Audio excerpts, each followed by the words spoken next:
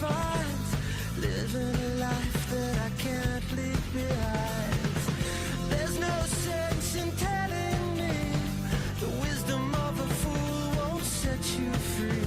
That's the way that it goes, it's what nobody knows, while every day my confusion grows.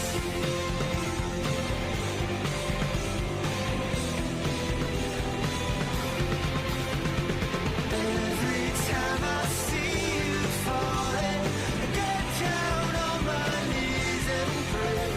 I'm waiting for that final moment to say the words that I can't say.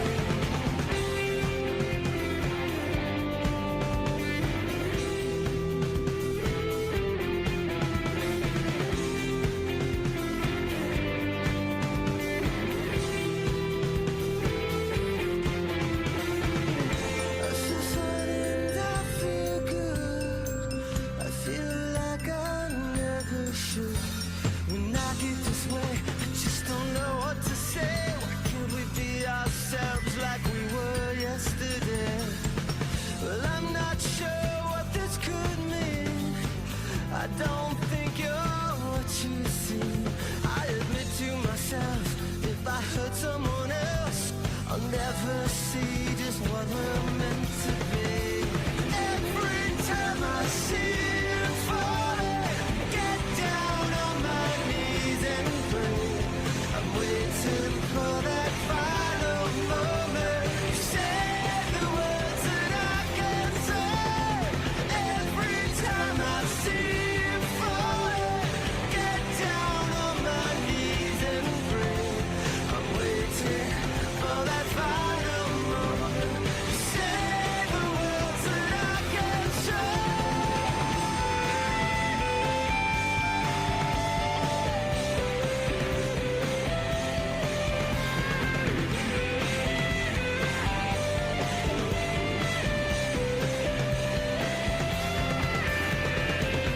Every time I see you falling, get down on my knees and pray. I'm waiting for that final moment to say the words that I can't say. Every time I see you falling, get down on my knees and pray. I'm waiting for that final moment to say the words that I can't say.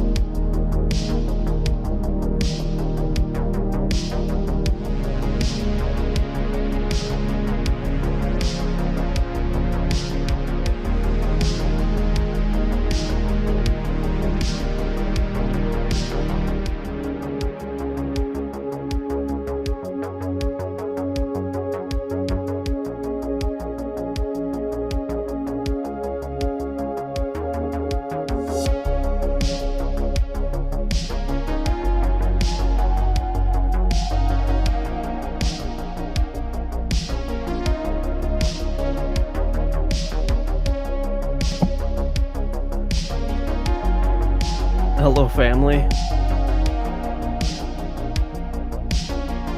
Welcome, fellow Info Warriors. even different, more different than last time, because right before I went on, I broke my monitor. So I wish you guys could see the pillar of a monitor that I'm looking at right now. It's a TV put on its side, so that's fun. Always something. Shadow, what's up, brother? We are in the last days of the atheist stage, says Michael Payton. That's awesome. Yeah, atheism's done. It's done. It's on life support.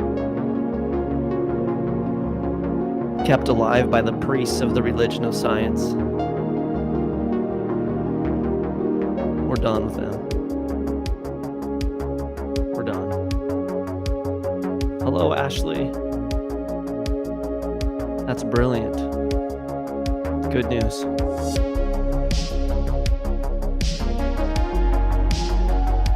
You can share the pic. Yeah, whatever. DJ, how's the animation going? So, I'm so excited about what we're going to talk about tonight. We had a really nice, restful Sabbath. God is good. And, you know, the show Thursday, was so... I had done so much research on Washington, D.C., and having made the movie Who is Columbia 9 months ago, I finished that. I started it in Denver, and I got to get comfortable here. You know, you're building this thing, and you're excited about it, and you work on it, and you work on it, and you work on it, and then you send it out, because with YouTube, you send it out into the world, and then it's gone. You don't touch it anymore, right? And I can't control the algorithm. It has 600 views or something, right? Like, I put more hours into it than views. Not really, but definitely more minutes than it had views. And then, you know, when TikTok came around, we started getting all this traction on the content. People were actually seeing it, and then that got, you know, canceled. So I didn't really expect what happened last night. Those of you guys who were praying with me and like really for the operation, you know, a couple weeks ago was a really dark time in the VOR camp, and Thursday night, all day yesterday, today, it's been really encouraging. So many people, 11,000 people watched that first part of Columbia. It's got, I don't know, 20-ish thousand views, the different parts. And people are really excited about the Pentagon video, the pentagram video in Washington, D.C. And there's so much of that information. I thought about going back into it today, but I want to get out of the darkness a little bit and get into some other things. And while that is kind of festering in all of our minds, I want to take that energy and put it towards our reality and the universe that we're in. So that's what we're going to talk about tonight. We're filming this on YouTube as well, or on TikTok as well. So, hey guys, on TikTok, if you guys don't know, we're doing the show on YouTube and on TikTok. And so the TikTok version is just going to be me talking. With my hair looks even weirder on TikTok. And then on the YouTube stream, we do a share screen, and we have a lot of the community over there. There's a chat as well. And I'm talking into this mic, so instead of hearing it in the background, I just got some sunglasses over there. Thank you, Dan.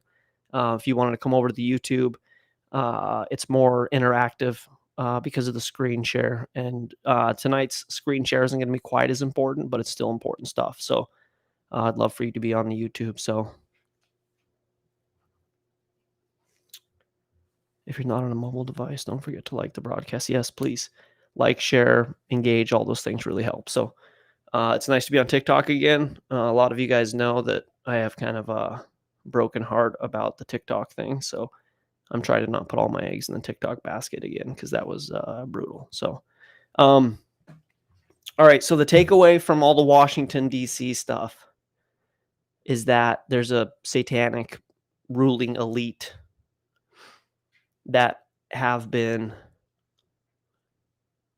guiding this ship for a very long time. Okay.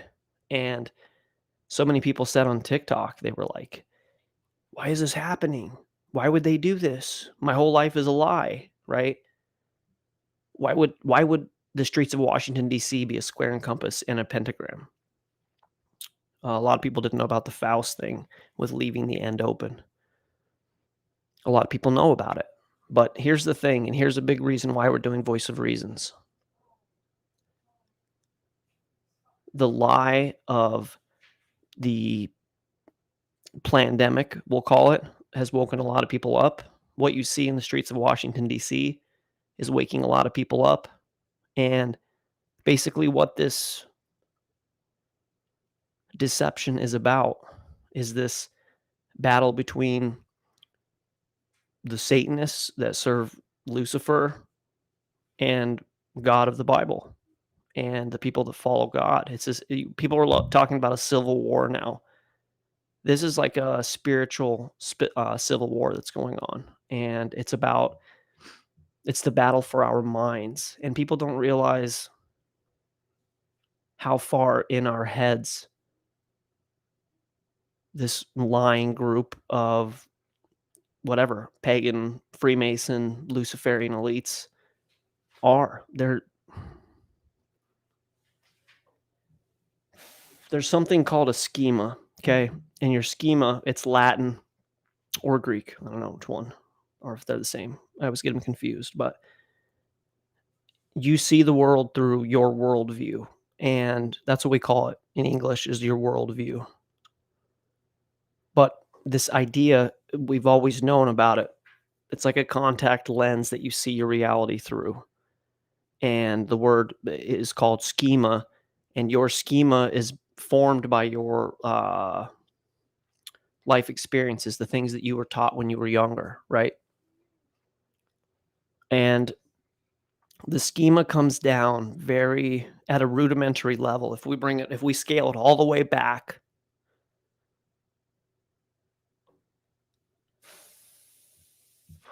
it comes down to this age-old philosophic discussion, which is known as the decision between idealism and materialism. Have you guys ever heard that term, idealism versus materialism? Hello, Zulu. If you can be on YouTube, you're going to see some screen share. So you don't have to, but that's where the good stuff's going on.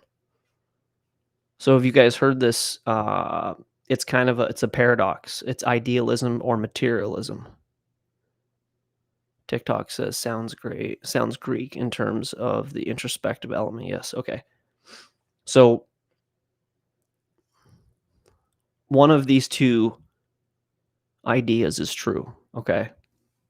This is what Plato and Democritus used to battle back and forth about. Either the physical universe came into existence and gave rise to consciousness, or a consciousness gave rise to this physical reality that we're in. One of those two, as best as we can understand it, is true.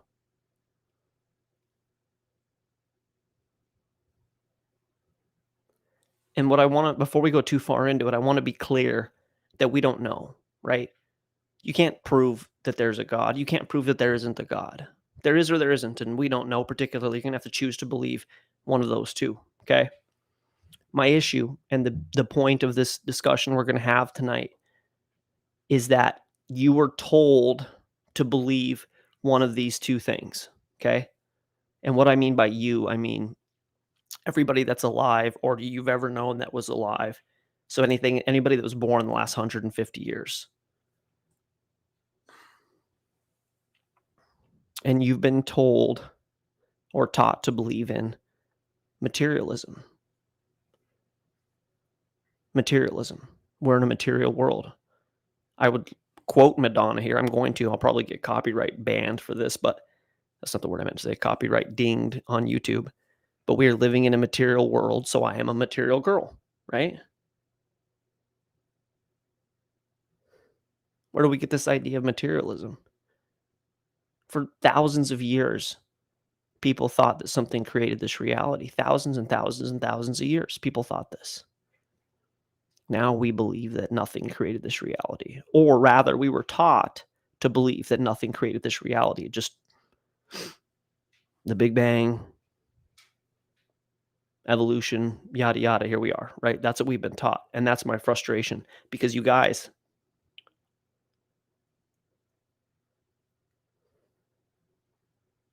can you believe the media? I'm asking this to anybody in here. Does anybody turn on the TV and go, please, media, give me this information. I need to know.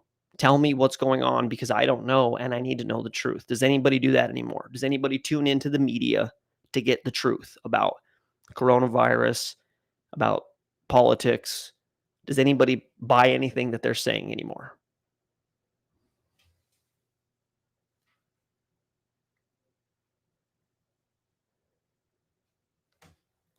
Shadow says, no, you cannot. I don't even have a TV. That's brilliant. Ned's atomic dustbin, kill your television. If anybody's old enough to remember that. JT says the media is half truths. Michael Payton says, nope, I listen for the official narrative, right? Nineveh says, definitely not. Reyes says, maybe the outside temperature. What do I say over here? No, don't watch it. It's all lies. I used to, not anymore. The last 2 years, big eye opener. Okay, so Nineveh says, unless you go with the opposite of what they say, which is great. That's my point. So if the official narrative says that this is good for you, it's probably not, right? If the official narrative says you're going to die of COVID, you're probably not. I mean, some people do, obviously. If people say, if the media says school is good for you, it's probably not. Like, you go down the list, these things aren't good for you. And they say it as, they pitch it as though it is good for you.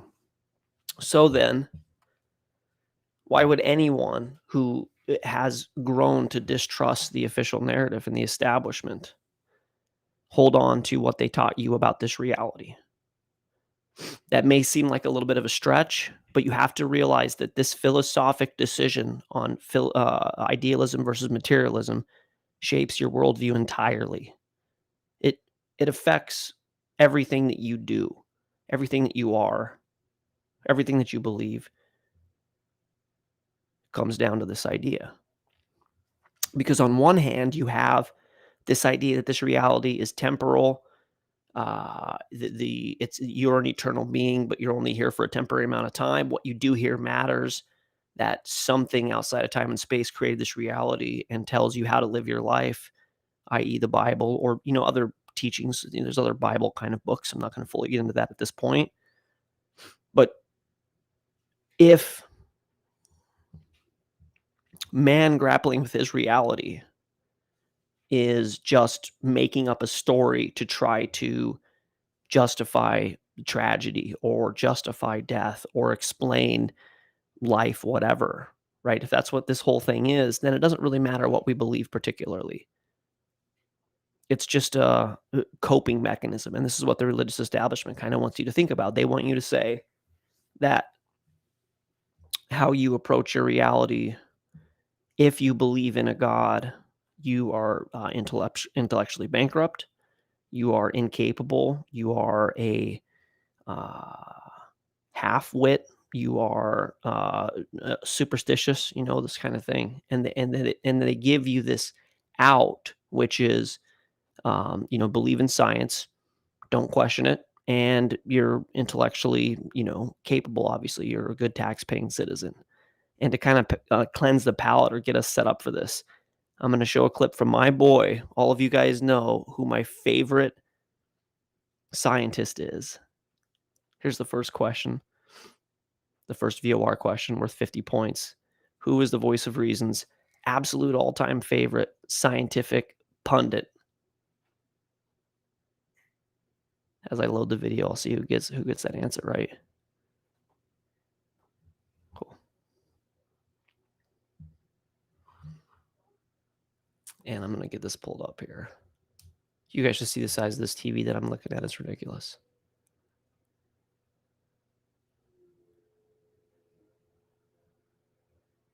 Jason, like from the movie Halloween? Ellis, good guess with Neil deGrasse Tyson.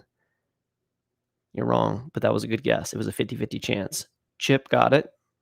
Chip's new enough to the story that I'm surprised he got that. It's Bill Nye. I can't stand Bill Nye. I don't want to say I hate him because I don't, but I certainly don't. I'm not a fan. And we're going to start this discussion tonight with my boy Bill Nye giving you the rundown of what you can and can't believe.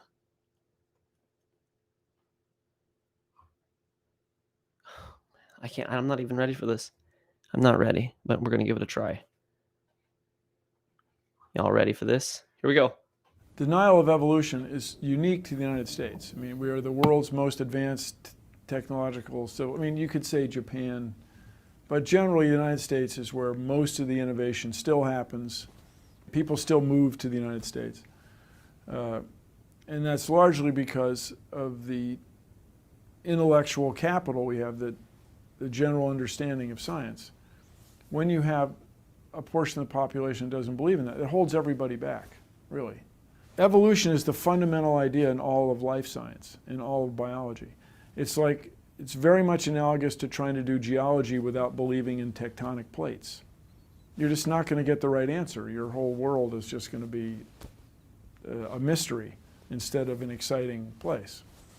As my old professor Carl Sagan said, when you're in love, you want to tell the world. So once in a while, I get people that claim they don't believe in evolution. And my response generally is, oh, why not? Really, why not?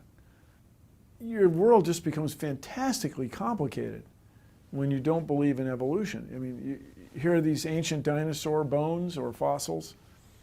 Here is radioactivity. Here are distant stars that are just like our star, but that are at a different point in their life cycle. The idea of deep time, of this billions of years, explains so much of the world around us. If you try to ignore that, your worldview just becomes crazy. It's just untenable, self-inconsistent. And I say to the grown-ups, if you want to deny evolution and live in your world that's completely inconsistent with everything we observe in the universe, that's fine. But don't make your kids do it, because we need them.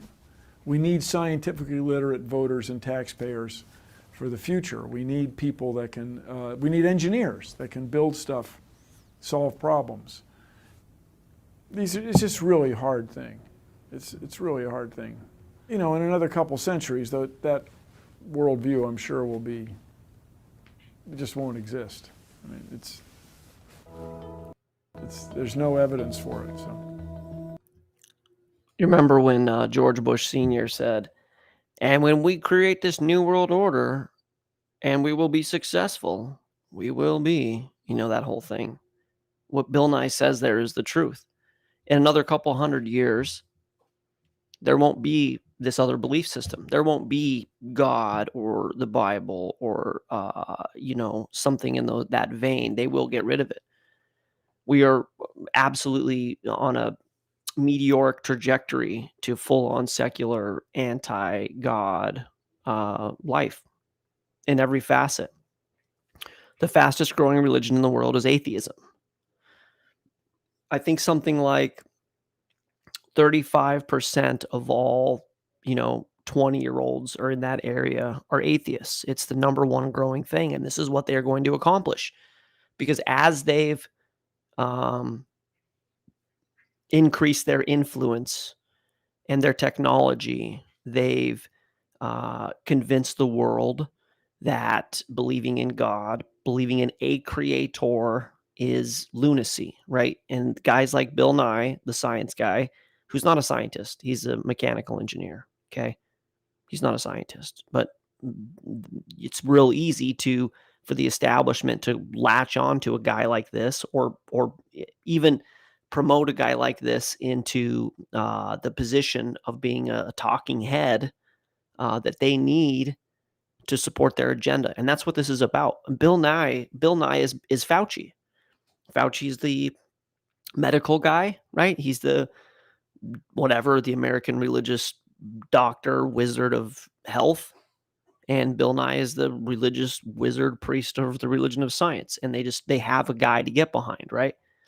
But let's look at this piece by piece, you guys. I can't. Just the first line. You ready? Denial of evolution is unique to the United States. Denial of evolution. What suppose ye does that actually say? The denial of these people are slick, right? You start off by saying denial of evolution, which clearly means that evolution is truth. And if you disagree with it, you are in error. You are in error. You are wrong, right? And nobody wants to be wrong. Everybody wants to be right. We got some text coming in here. Let me check it out. Bonin, which I'm pretty sure it's Bonin, if anybody's curious at home. We need voters and taxpayers that are brainwashed in the future. That's exactly what this is. We need them. He says we need these people. What do they need? They need servants. They need a servant class. And this is what evolution is. The theory of evolution is the religion that is sold to the working class to accept slavery, period. That's what this is.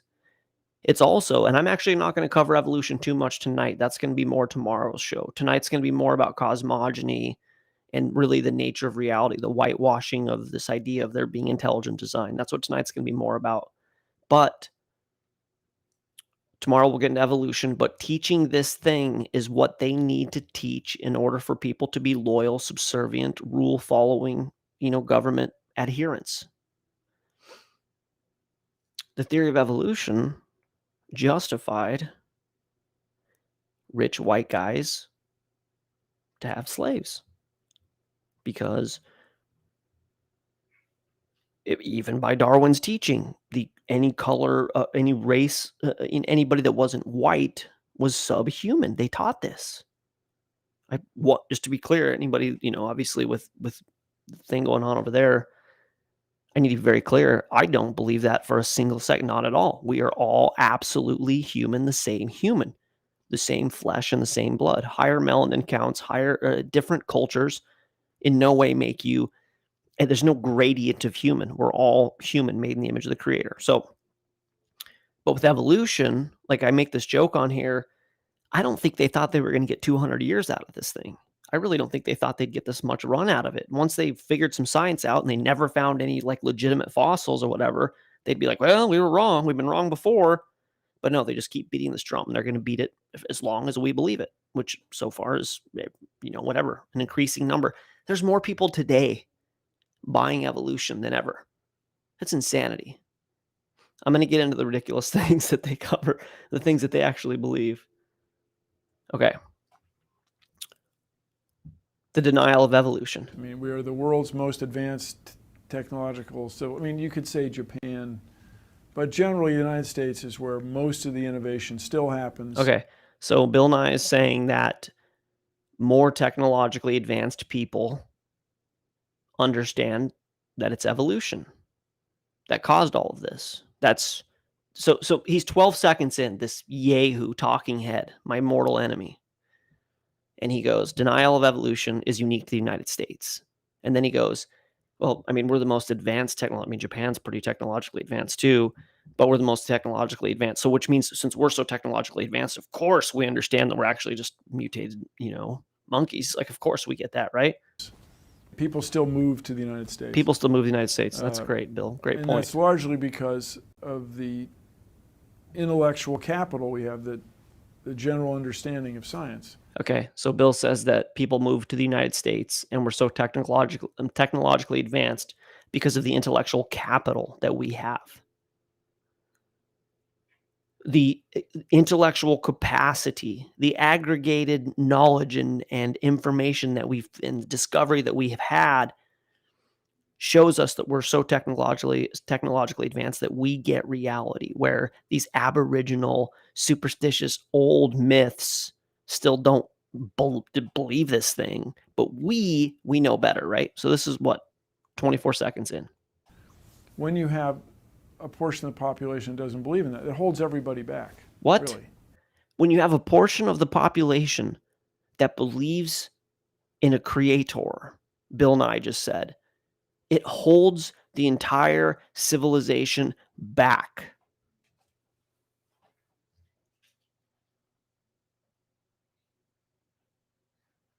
And we want to be progressive, right? God forbid, we got to keep up with the Joneses. We don't want to be behind. You're right, Bill. Sorry, I thought that there was design in the universe. I certainly want to have intellectual capital, and I don't want to be what's holding us back from some archaic, non-New World Order. Okay, Bill, you've got my attention. Wow. I'm already repenting of having believed that something designed this. Continue, please, Bill. Evolution is the fundamental idea in all of life science, in all of biology. It's very much analogous to trying to do geology without believing in tectonic plates. You're just not going to get the right answer. Not going to get the right answer. The world is just going to be a mystery. My whole world is going to be a mystery, Bill. My whole world is going to be a mystery. I was going to save this for later in the show, but I got to share it right now. Where did I put this one? My whole world is going to be a mystery. Oh no, I don't want to be on this. No. Of course I don't want to sign up for CNN. Are you kidding me? They're probably going to make me. Look at this. Crew of prehistoric monkeys rafted across the Atlantic to South America. This is April 9th of 2020. This is a CNN article that I'm showing you guys on TikTok if you go over to YouTube. A crew of now extinct monkeys made a treacherous transatlantic journey on a natural raft from Africa to settle in South America around 35 million years ago, according to a study of fossilized teeth. It's believed that the prehistoric eucalyptus monkeys made the more than 900-mile trip across the Atlantic on floating islands of vegetation that broke off from coastlines, possibly during a tropical storm. Wow. God forbid that my reality is a mystery. Bill, I'm so glad that I've adopted your worldview, and now I know that everything is figured out, and that monkeys, in order for them to get from Africa to South America, which is this is a vital part of the story of evolution, because the kind of monkeys they say we evolved from were in Africa, and they had to get to South America, or vice versa. I don't remember which way that goes. And their best theory is that monkeys jumped on a vegetation raft and navigated the ocean 900 miles on the ocean. I want you guys to imagine this. Monkeys on a vegetation raft navigating the ocean to get from one continent to another. And this is, that's like, whoa, Bill, you're teaching that? That doesn't make any sense. They have about 1,000 of these nonsensical things. Their worldview is absolutely a mystery too. And that's fine. Look, it's fine that they want to believe in rafting monkeys. And it's fine that I want to believe in a creator. Bill, it's fine. And you know what? I'm not going to hold the rest of society back. And we're going to have really intelligent design believing scientists like Isaac Newton believed in God very much, seriously believed in God, like spent the last 10 years of his life trying to figure out the Torah codes. You can believe in intelligent design and be a scientist, Bill. You can do that. I'm just telling you, Bill. And by the way, our mystery that some sort of supernatural, omnipresent, omnipotent creator designed this reality may seem weird, but so is rafting monkeys and the other things we're going to cover tonight. Okay, back to Bill. Bill. It's 30 seconds in so far. Let's see if I can make it more than 30 seconds this time. Place. As my old professor Carl Sagan said, when you're in love, you want to tell the world. So you guys know how important that is? He just said, as my old professor Carl Sagan said. Did you know that? Did you know that Bill Nye is a disciple of Carl Sagan? Do you guys know about Carl Sagan? Have you guys researched this guy? He was one of the first persons. He kind of set the mold for the Bill Nye and the Richard Dawkins and the Lawrence Krauses and the Neil deGrasse Tysons. He's the guy that came out and said,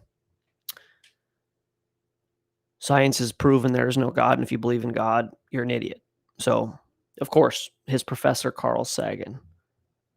I almost want to show you a Carl Sagan clip.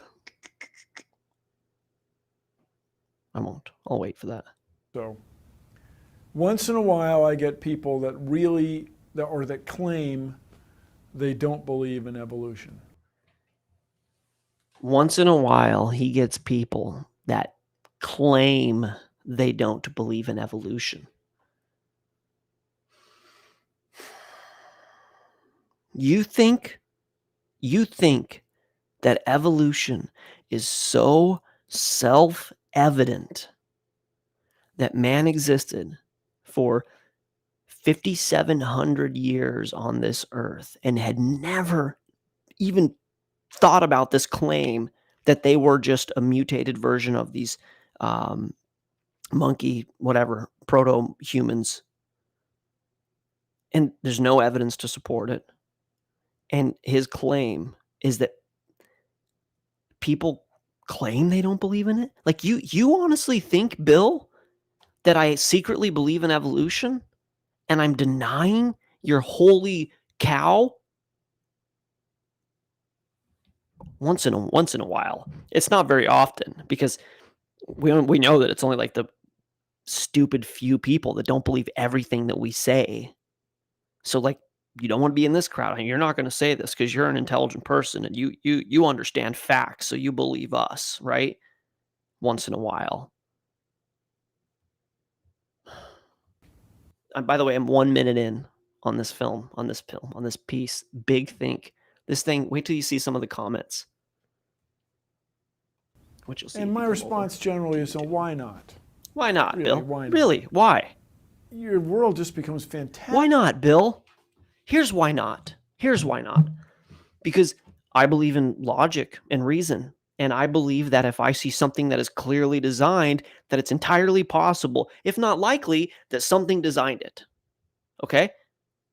I believe that teaching people that they're animals and that the only way to scratch and claw your way up in this reality is through survival of the fittest, by being the most cunning and ruthless and having as much sex and having as much get as you can possibly get, is a bad idea for society. That's why, Bill. Look, this whole thing with Washington, D.C. and the pentagrams and the 6,660-inch phallus and the dome and the apotheosis of Washington and the clubs underneath, this is in direct opposition to God of the Bible. And if you don't understand this, so is evolution. Evolution, the theory of evolution, is the antithesis to what the Bible teaches. The antithesis.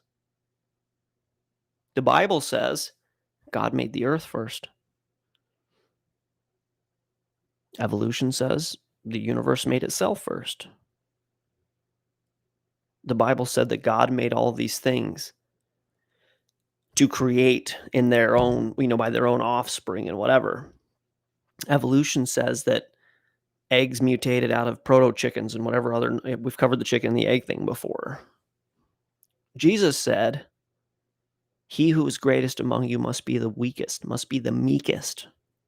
He said that if somebody punches you in the right side, let them punch you in the left side. If they want your coat, give them your pants.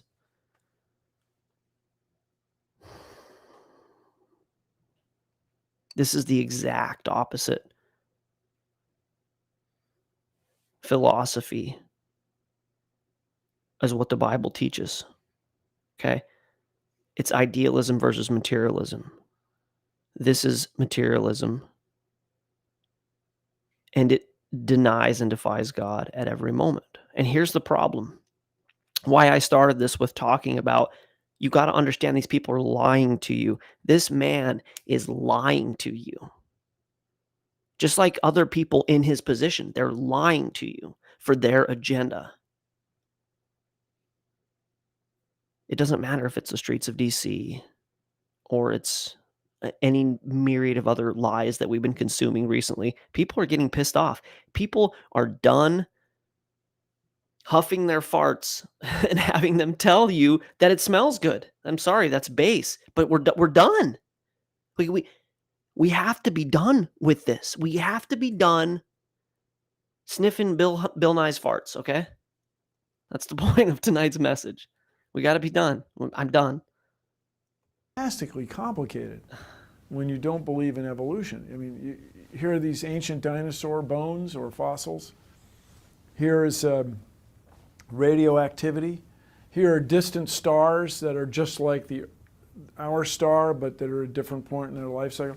The idea of deep time, of this billions of years, explains so much of the world around us. If you try to ignore that, your worldview just becomes crazy. It's just untenable. Untenable. It's self-inconsistent. And I say to the grown-ups, if you... Time out. For the record, I want to be really clear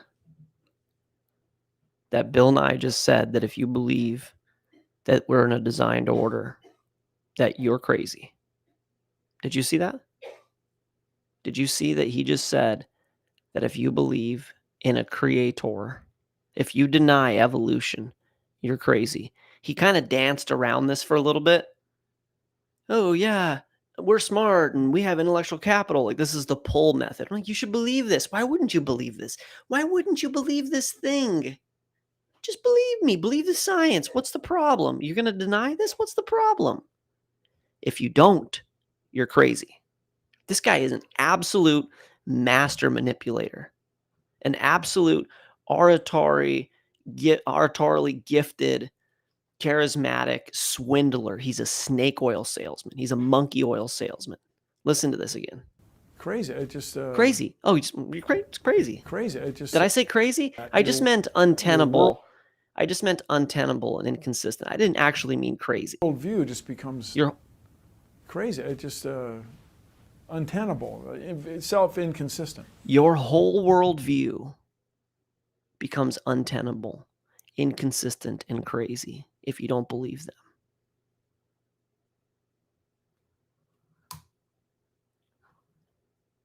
And I say to the grown-ups, So I was already pissed.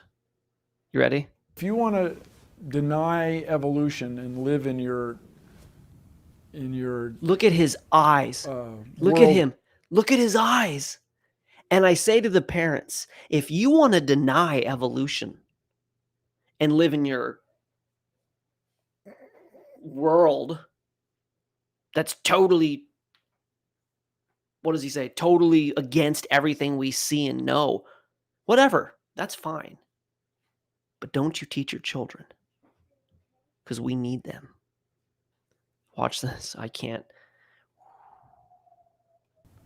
crazy around us. If you try to ignore that, your worldview just becomes crazy. It just untenable. Look at him. It's You want to know what's self-inconsistent. crazy? This guy. Look at his eyeballs. Look at his skexy face. Self-inconsistent. Look at his skexy face, dude. Almost showed you a skexy from the Dark Crystal. Look at it. And I say to the grown-ups, if you want to deny evolution and live in your world that's completely inconsistent with everything we observe in the universe. If you want to live in your crazy view where everything that you see is inconsistent with everything we observe in the universe, have you ever gone outside and watched clouds? Future water supply providing us shade in a bright iridescent blue sky, and breathe the oxygen and see the hummingbirds and watch the grass grow and the trees provide shade as the wind blows through them. And have you ever looked at that and said, yeah, I don't see no way this is just garbage, and this totally just happened. Of course this just happened. You ever go out at night, if you can see the stars, see the moon, and it's just bright, glowing, reflection of the sun that it's giving us, if that's what's happening. Obviously, we don't know for sure. That's what I believe, but I digress. The Milky Way, the bright sky, and just go, yeah, obviously, this was totally not designed. Like everything we have observed in the universe, Bill tells you that there is certainly no creator. And if you believe in a creator, you're crazy. Just to be sure, everything we have ever seen proves evolution and undeniably proves that there's no designer. Just to be sure. And if I don't believe you, Bill, Bowtie Bill, Skexy Face, I'm crazy. Sweet. That's fine. That's fine. But don't make your kids do it. Don't make your kids do it. We need scientifically literate voters and taxpayers for the future. There it is. There is your agenda. If you guys think, like a lot of you guys know me, welcome again to the people on TikTok. Great to see you. Thank you for saying the nice things. It's nice to see you too. I wish I could see your name, but you're too far away. We're doing the show on TikTok, but we're also on YouTube. If you go to the bio, my bio link tree, go to the YouTube. We're doing the live show there, and it's a screen share, and a lot of the community's over there. So we'd love it if you could jump over. Here is Bill absolutely showing you his agenda and why he's talking about this. Number one, he hates God. He hates God just like Sagan hates God. These people were raised in really religious homes and their parents were abusive or whatever, and they just wanted to do whatever they wanted to do, and they hated the idea of God. So they've used science to justify their anti-God worldview. But here he says right here, if you're going to teach if you're going to deny evolution, that's fine. But don't listen to him implore the children. Fine. But don't make your kids do it. Because we need them. Because we need them. We need scientifically literate voters and taxpayers for the future. We need people. And if you believe this crazy idea that you're in a created order that's created around you by a loving God who loves you, you're probably going to be less likely to live your life uncritically, unquestioning the system, going to work, trying to not die at your stupid, stressful, white collar job that's killing you, eating poison food, getting poison healthcare. You're probably not going to do that. He just showed you that it is vital for you to be complicit, for you to believe this story. And he just showed you that the reason that he thinks you're crazy or he accuses you of being crazy is if you do not comply with your worldview, if you do not comply with this ideology, you will be a problem to the system. You will be a problem to the system. You're going to do things like say, God made an immune system in my body, and I think I can handle these kind of things. And you're going to say, I should have some rights and freedoms because I'm made by God and he gives us rights and freedoms. And you're going to be loyal to your wife, and you're not going to have, a bunch of unwanted pregnancies because you're just not, evolution wants you sleeping around and spreading your seed and all of these things. And then those children grow up without parents, and then they're dropped into the system, and then they're totally dependent on the system because that's been their entire reality, including their parent system, their parent structure. Like, he needs you to believe in this and act like an animal and believe in a materialist reality for you to be a tax-paying citizen that's complicit and plays by the rules.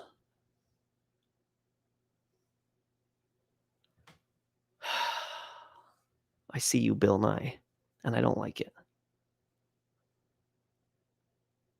People that can, we need engineers that can build stuff, solve problems. Here he goes. This is his defense. He keeps going back and forth, right? He goes, you're crazy. I mean, it's untenable. And then he goes, we need you to pay taxes and follow the rules and be a good citizen. Well, I mean, we need engineers.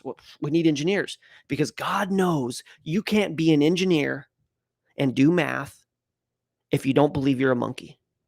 Right, Bill? Is that right? Is it right that I can't be an engineer and build a building if I don't believe I'm a mutated monkey? Is that how it works, Bill? There's a guy, you may have heard of him. His name is Isaac Newton. And he's one of the most brilliant minds we've ever had. The guy that created the MRI machine. He was a Christian I'm obviously Stephen Hawking's isn't. Basically, all that these atheists even provide us anymore is some crappy worldview that makes everybody depressed and suicidal. That's like all that they're even capable of doing. What have they figured out with theoretical physics and astrophysics? How have they changed your life by what they've discovered in the stars and how fast the universe is expanding and how much cosmic microwave background rate? Like, you want to talk about defunding the police? Defund these yahoos. What in the hell are they providing you in your life? What are these priests of the religion of science providing you to make your life better? We don't need Bill Nye. We don't need Neil deGrasse Tyson. We need to know how to farm. We need to know how to take care of ourselves. We need to know how to use food as medicine. We need to understand our rights. We need to be able to build a house and not be totally dependent on the grid. That's what we need. We don't need these guys. I need to interact more with the chat. Sorry, guys. Somebody on TikTok asks if I can hit on the topics of ley lines. I can. I'll just do it really quickly. This reality is complicated, and there's energy fields and multiple dimensions, and we know very little of it because we're too busy running around trying to find fossils to prove that we were monkeys and find the raft that used to cruise across the continents to really look in the nature of reality. And the civilization that existed before the flood, which is a geologic historical event, knew way more about this reality than this one that we're in. Ley lines are probably some sort of field, quantum field, that they knew that we don't. And that's why they put all the major cities and stuff on it. So anyways, what other? Yeah. Oh, cool. Thanks, Ray, for sharing that link. Over here, what do we got? Bill Nye, the lying guy. That's awesome. PJ says, imagine having, there's two PJs. There's a male and a female. Hopefully I can say that, you guys. PJ Girly Girl says, imagine having a kid in public school and elementary with what's going on, all the kids. Yeah, you can't have a kid in school right now. Figure it out. Be poor. Build a cabin. Build a cabin in the alley. Who cares? Figure it out. Figure it out. You can't put your children in the system right now. All right, let's listen to the end part of Bill's nuggets of wisdom here. Future. I'm going to go back just a little bit. I know I've showed it a bunch of times, but just as one cogent piece. I'm going to let it play out, I promise. Activity. Here are distant stars that are just like our star, but that are at a different point in their life cycle. The idea of deep time, of this billions of years, explains so much of the world around us. If you try to ignore that, your worldview just becomes crazy. It's just untenable, self-inconsistent. And I say to the grown-ups, if you want to deny evolution and live in your world that's completely inconsistent with everything we observe in the universe, that's fine. But don't make your kids do it, because we need them. We need scientifically literate voters and taxpayers for the future. We need people that can, we need engineers that can build stuff, solve problems. It's just really hard. It's just really a hard thing. It's really hard, man. You know, in another couple centuries, that in another couple centuries, sure that will worldview, I'm sure, just won't exist. Look just at the won't smile on exist. his face. I mean, there's no evidence for it. So. Okay, and there's no evidence for your worldview too, Bill Nye. Okay, that was a 2-minute video. It took longer than I thought. I don't think it took longer than you guys thought it was going to. But I want to show you this here. This is a little search I was doing. You guys know the term creationism? Have you heard the term creationism? Whenever you put an ism behind something, it's a belief system, right? Your ism is your belief system. Atheism, there is no theist, there is no deity. Agnosticism, theism, all these different isms, Catholicism, idealism, materialism, right? It's your worldview. It's what you believe. It's a belief system.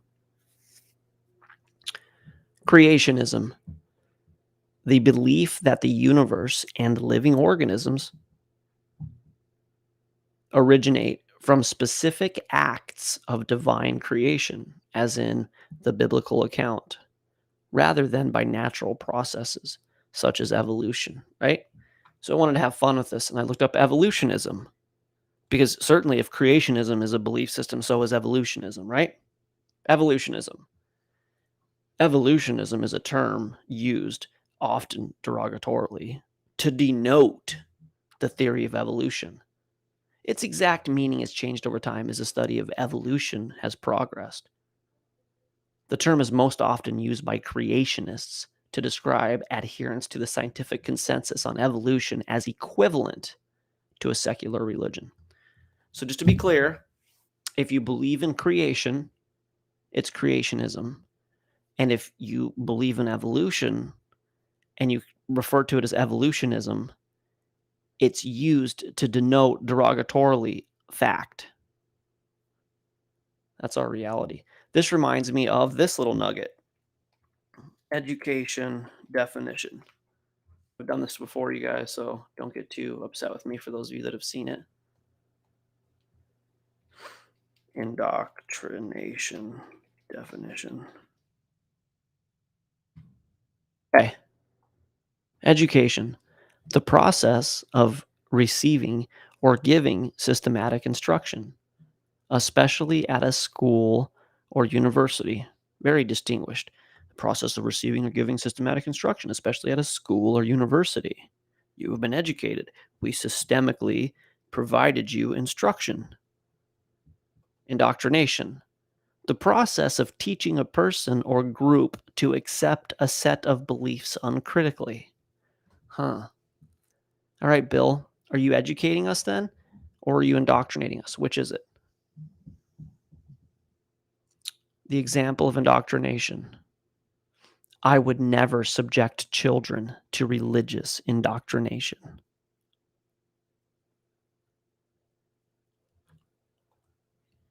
Tell me which of these two worldviews was Bill Nye employing just now when he told you to believe what he said and that if you don't, you're crazy. When he told you that your worldview is entirely untenable and you cannot be a good citizen or be an engineer if you don't believe what he said, was he educating you or was he indoctrinating you? The process of teaching a person or group to accept a set of beliefs uncritically. I would never subject children to religious indoctrination, but I would absolutely force them into academic indoctrination and intellectual indoctrination to believe their worldview. It is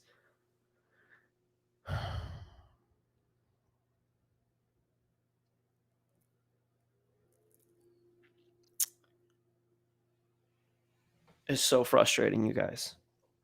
And look, my stance, I've said this before, I don't even think we should, first off, like there probably shouldn't even be school, like public school, government funded school. Like that's just probably where we should go. But if you're going to do public education, we shouldn't teach any kind of origin or religion. You shouldn't teach any of it. Teach science. Teach science. This is how things work. This is how it works. If you do this, it does that. This is how math works. This is how you read and write, whatever. You don't need to try to teach how in the hell we got here and when and by what means, because it's pure speculation. It's pure speculation to tell somebody when and how we got here. That is not science. I don't care what your interpretation of the data is. Cool. You looked at the light and you think the light is redshifted, so you think it's a Doppler effect and the universe is expanding. Great. If the universe is expanding, that doesn't mean that it was all in a pin at one. That doesn't make any sense. Obviously, we know it doesn't make any sense for everything to be in a pinhole. When and where that would be everything that was in it and exploded. Just because the universe is getting bigger doesn't mean that it started with the Big Bang. It doesn't mean that. And the Bible says that God stretches the heavens. Do you know that? Do you know that the Bible says that God is stretching the heavens out right now? So by their methodology, the Bible says God stretches out the heavens, which means that we should teach that God stretches out the heavens. No, I don't think we should teach that. I think that is something you learn at home. It is something you learn by reading the Bible, by having the right kind of modeling as parents. And in school, We just need to teach the kids how things work, not how they happen.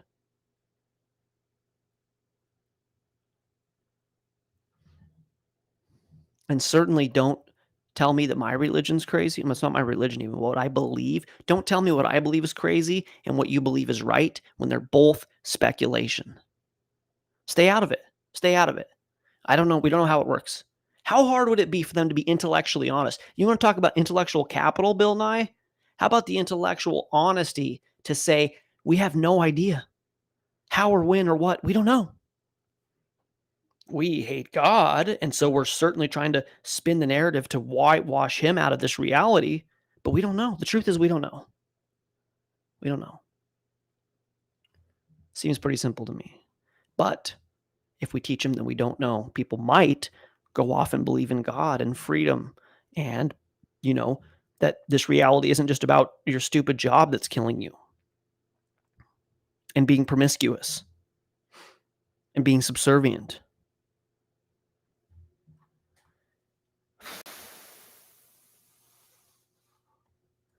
I got to get some chat here. Reyes says, Reyes is a teacher who has to deal with this all the time. That's where him and I first met. It's actually a podcast with him and I. Before we got to know each other, we had a discussion on a VOR podcast about this. He knows everything that's going on with this. Ellis says, many people are brought up not to think critically about faith. Doing so is viewed as challenging authority and is socially unacceptable. Yes.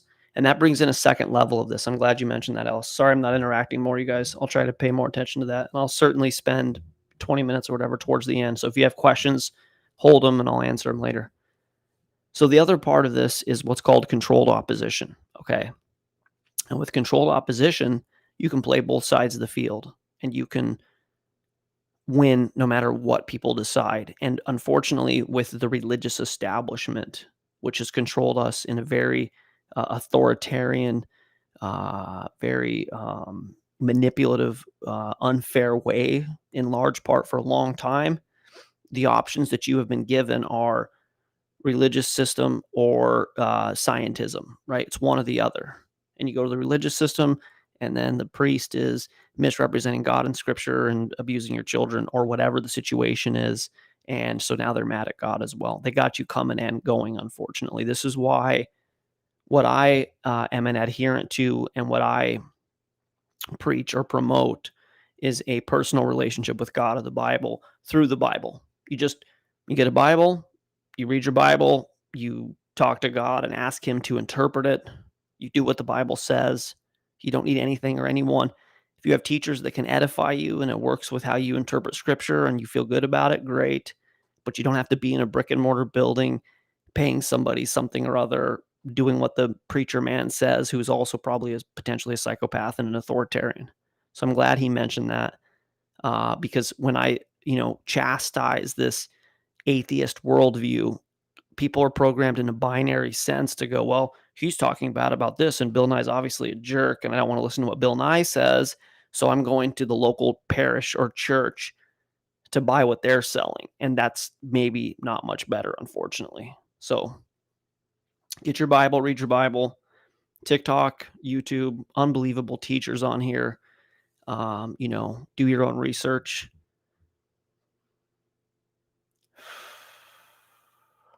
Thank you for saying that. Keeping me grounded because it's easy for me to be making this out like I'm some sort of evangelical trying to get you to go to my church or something. PJ Girly Girl says, we've been lied to about everything. Yes, we have. This is my point. This is what I'm trying to get across while I was talking about the Washington, D.C. thing is like, it's all one full spectrum control program. Okay. If you understood that you were living in a reality, that how you interact with it determines the matter it takes, the form that the matter takes. Let me say that again. How you interact with matter determines its state. That's science. That's quantum physics. People heal themselves. People rip cars off of children that have been, pinned by one or whatever. Old ladies have done that. People have gone and died and come back from the dead People have cured all kind of diseases. This reality is complicated. And this version of it that Bill wants to sell you is a total joke. And it's designed to make you a good taxpayer and a subservient citizen.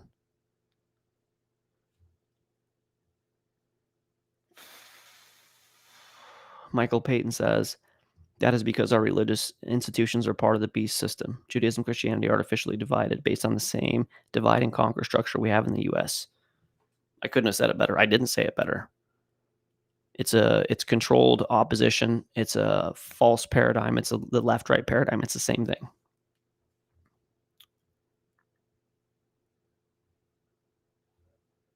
Thank you for clarifying on it. We got some really bright people over here. Again, guys, if you're on TikTok, go to my bio, go to the link tree, go to the YouTube, or if you go to Discord, we have a great Discord community too. The link is in announcements, and you can come over here and you can see the screen, so you don't just have to see me, my profile, whatever. You can see me 3/4 profile and sharing a screen, because I got more things to share here in a minute. All they care about is getting in your pockets. K-Ro, that's part of it. Unfortunately, it's more complicated than that as well. Some of them are wolves in sheep's clothing. Some of them are just psychopaths and they love power. Some of them fear God, but they were traditionalized through, they came into this going, well, I know there's design. Unlike Bill, I see this reality and I go, wow, something designed this. Where do I go? And I go to that church, and you go to the church and you're like, what is God? And the guy's like, God is like this, and you do this and do that, and you will be fine. Turns out what you have to do is give them money and donate a lot of time and clean their altar or whatever. So it's complicated. And here's Michael Payton again, right with me. I believe most of our pastors have inherited lies just like we have. It's exactly what I was just saying. It's the same thing. So they could even have good intention. Like I know this in particular with a lot of Catholic people. They love God, and that was their church. I mean, let's talk about the Amish for a second, because we live around a bunch of Amish up here. And you think they give a crap about a new world order or a financial currency collapse? They don't, because they can live anywhere in the world, totally off grid, and they're amazing. But they're also a totally controlled religious institution that the psychopathic leaders of that institution tell the people that if you deny the church and any one of their mandates, that you're going to get exiled out of the church. And when you're exiled out of the church, you're going to hell also, right? Like that's part of this whole thing. It's like you have to be a good Amish. What do they call them? A good Am? You have to be a good Amish person. And if you're not a good Amish person, you're going to hell and we're kicking you out of the church. And you don't want to be kicked out of the church because that's like permanent. Like you were never getting out of that. And there's actually like Amish people who fear God and like left the Amish church, and they they were told they were going to hell, and they're like, well, I love God, and they go out and they like preach to people and left the church, right? So it's even the Amish, they're awesome from like a lifestyle choice. They're amazing, but it's also a control system, because this is an important thing to talk about, is the psychopaths. I don't know what the numbers are, but for every 100 people, let's say, there's a psychopath. And just because you kill people doesn't mean, you're not a psychopath. Like just because you don't kill people doesn't mean you're not a psychopath. I'll say that the right way. You could be a psychopath and just use and manipulate people as well. And the psychopaths always rise the ranks, right? Evolutionarily. They end up becoming their own, whatever, the city council people, mayor, pastor. It's one of the reasons why like I've been hesitant to like have this group that we have be any kind of like formalized church, is I don't want to be a pastor. I'm not a psychopath, at least I hope not. My mom used to say if somebody says something like that, then they are. So whatever, hopefully I'm not, but I don't want to use anybody. I want to consider everybody my peer. I tell everybody this. We're all believers trying to figure this out. But there are people that don't feel that way, and they don't mind using and abusing and stealing and killing and destroying. And these are the people that like I said, I know a bunch of them. I know a bunch of city council members, and I know I've met a couple mayors, a handful of mayors now, maybe even a dozen. Interesting. And they're all the same. They have the same glossy-eyed. They don't care. They're just using they just want all the power. They want to decide what the name of the streets are, or get more money than what their paycheck is, so they take bribes or whatever. Like, whatever it is, like, this is what they do. And it happens in every circle. And it's probably your CEO of whatever major company, and it's probably the head of the mega church or whatever. Like, they're in all different industries, unfortunately. They're always going to use the system for their gain and tell you things like, if you don't believe what we tell you, you're crazy or you're fired. Let's see here. Michael says, Voice of Reason's official. Do you think pastors who fly the gold-fringed flag are knowingly part of the system? Fringe representing admiralty law. So you're talking more like a military? I don't understand the gold fringe part of it. Do you mean like some sort of military pastor? Is that what you kind of mean? I'm going to make sure I understand. And either way, I don't think I can probably generalize and say that every person who wears this or does this is that. I think that the pastors that are good. And I would very much encourage you to critically listen to what they're saying when they teach. If you feel so led that you have to be in a brick and mortar church, the first thing I would say is to definitely pray about that. Why? Why are you feeling led? Is God telling you to go to that church, or do you feel programmed? Is it in the programming? A good Christian goes to church. I can't tell you how many times that has happened to me. I'm a Christian. I fear God. I serve God. I believe the Bible. I try to be obedient to God. Obviously, I have sin as well. But I've had so many people in my life say, you got to go to church. You're a Christian. You got to go to church. I'm like, why? Does it say to do that? Does it say to do that in the Bible? Or does it say, do not forsake the gathering together of my people? Does it say to go to church on Sundays? No, not at all. It says Sabbath should be the holy day. The fact that the vast majority of Christian churches are about Sunday worship tells me that they're not reading their Bible very well, or they're misinterpreting it. So I think Michael's probably right in that. I want to make sure I know what you're talking about. All right. So now that I'm done ranting on that,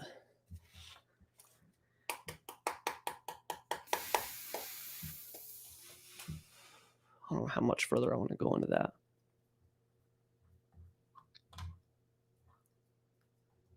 I'm going to do it. All right. I have to share a different window. Producer. Where's my producer? There we go. There's Bill. Oh, Bill.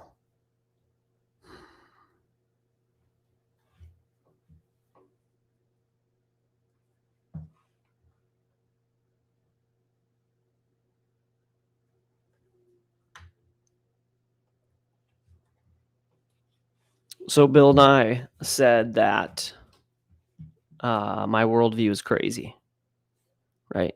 Because I don't believe everything he says. Let's look a little bit further into what Bill Nye believes. Imagine entering a room with 150 dice on a table and all of them showing the number 6. You would immediately assume that something is wrong with those dice. They've not been thrown at random because it's very improbable that they would land just like that. The same puzzle is being faced by cosmologists as they try to figure out why is it that certain constants of nature, among them the cosmological constant lambda, take on the value they do in our universe. The value of lambda is very, very small, and it's thought to be responsible for the accelerated expansion of the universe. However, we don't understand why it is that it is so small and yet non-zero. There is more. If we change the small value of lambda by just a little bit, in other words, if we change the outcome of one of the dice by just a little bit, the universe as we know it would not exist. It would be a very different universe in which we, as human beings, would not be able to thrive. So why is it that we live in such an improbably finely tuned universe? One possible answer comes from string theory, which postulates that we're actually part of a much grander reality called the multiverse, in which different universes coexist up to 10 to the 500 of them, all of them with different values of the cosmological constant. And so only those universes which have a value of the cosmological constant that's just right for us will be the ones in which we, as human beings, can possibly live. And therefore, all of the other universes are impossibilities, and we are left to live in the one improbably fine-tuned universe that we observe. That is the anthropic principle. All right, did you guys follow that pretty well? It's called the fine-tuning argument. This is the strong anthropic principle. The weak is a little bit weaker, whatever. But did you see that pretty well and what he was saying there? Is he speaking English? Was that hard to understand? He is. He just like sounds like he's Swedish or Finnish or something. So he's talking about the anthropic principle.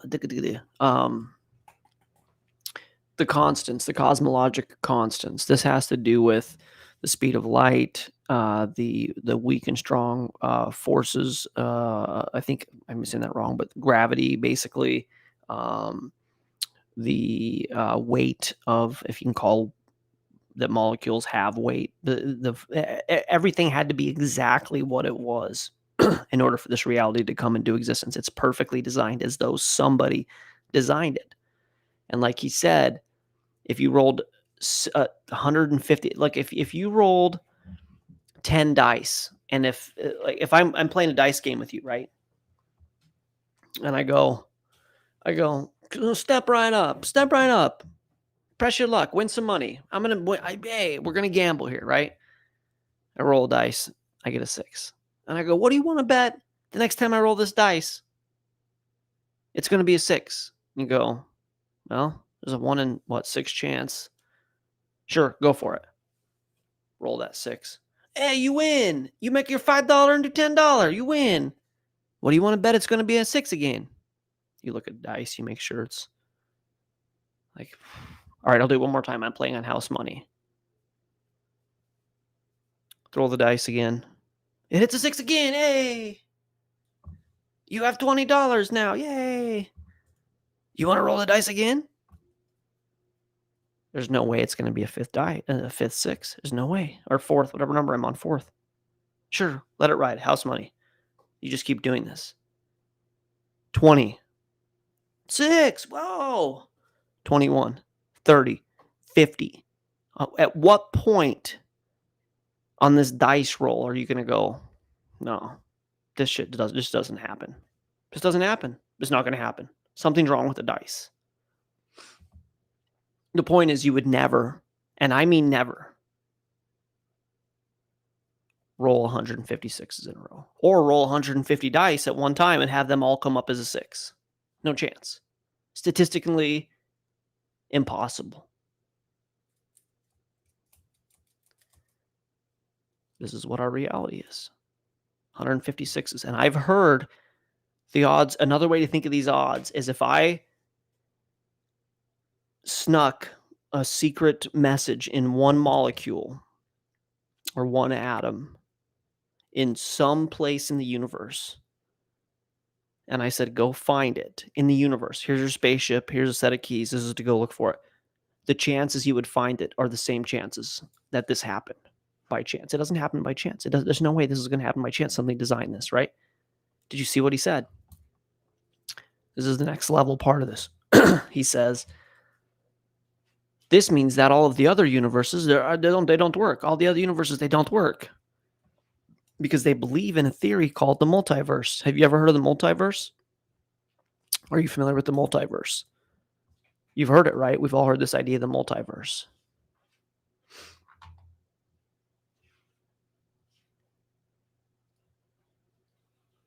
See you, Golden Pig. Nice to see you. That's why mathematics questioned Einstein. He knew that this number had to be perfect, but Einstein wanted the universe to be still and unchanging. And he didn't want there to be a causation. He wanted it to be just about space, time, and matter. And it isn't, but that's what he wanted to do. The multiverse is the idea that if this universe is perfect, that this one that we're in is perfect, Bill Nye and co. cannot concede that it's a product of design. They omit that as an option. They omit that as a potentiality. So do you want to hear the totally unbelievable theory they came up with? It's called the multiverse. And the multiverse states that the reason that this universe is perfect is that we're not the only universe. There is an infinity of universes. An infinity of Big Bangs have happened. I'm not talking about 6 or 10 or 20 or 100. An infinite number of Big Bangs have happened. And there's an infinite number of universes called the multiverse. And because every possible scenario, every speed of light, every law that could have come into existence, every atomic weight, every gravitational pull, everything that needed to be perfect in this universe, every variant of these options were played out, and none of them worked, and we just happened to be in the one that worked. This is their workaround. My idea is crazy, Bill, that I'm not even telling you what I think designed this.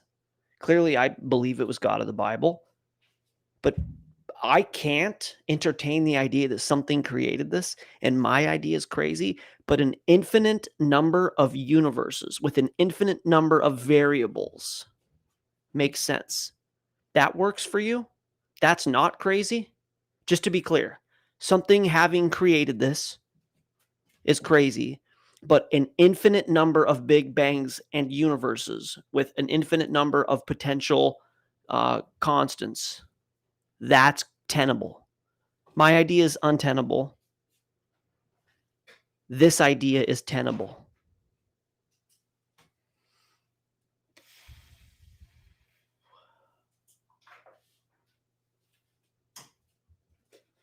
I think I have a message from the producer.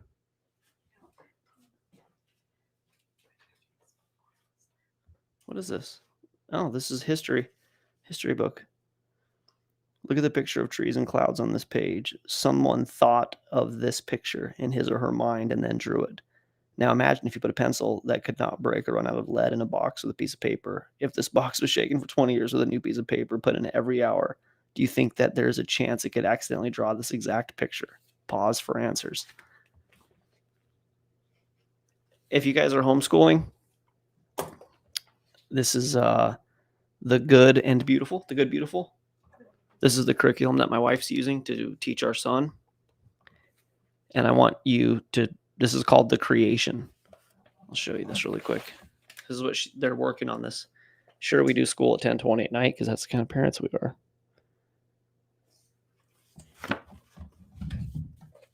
This book says, look at the picture of the trees and the clouds on the page. Someone thought of this picture in his or her mind and then drew it. Now imagine if you had a pencil that could not break or run out of lead in a box with a piece of paper. If this box was shaken for 20 years with a new piece of paper put in every hour, do you think there is any chance it could accidentally draw this exact picture? Pause for answers. Got to homeschool your kids. And the good and beautiful, whatever. Oh, she'll put it in Discord. It's awesome, you guys. You got to control what you're getting in your kid's brain. Oh, no, I'm not the teacher. She doesn't trust me with that stuff. I'm better at teaching adults than 6-year-olds. I don't know. I'm like the rec coordinator. We do like outdoor stuff, but she's the engine for this whole thing. So this is just one example of what they teach. And this is the thing when we engage with atheists, which eventually, hey, Mom, Chloe, Sissy says hi. Hey, Mom. She says hi. This is the kind of thing that, and this goes over and over and over. We're going to get more into it.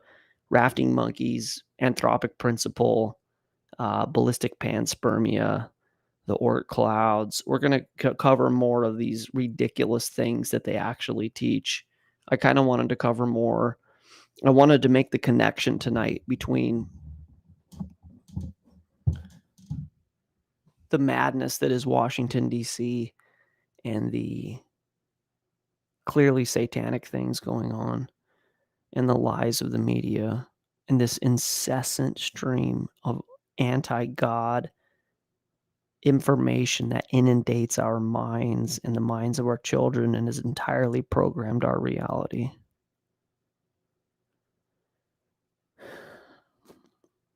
I wanted to, we're going to do the same teaching tomorrow. Well, we're going to do part 2 of this teaching. We're going to get more into the science of it.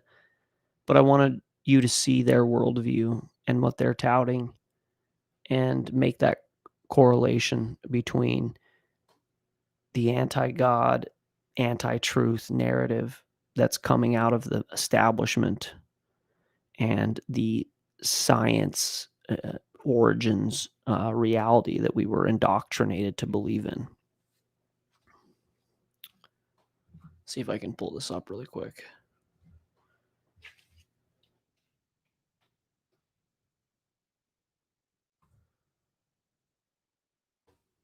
I know I've showed this before, but I'm going to show this one more time, and then we're going to talk a little bit more about this whole thing. At the woman in the red dress. I was... Look again. Freeze it.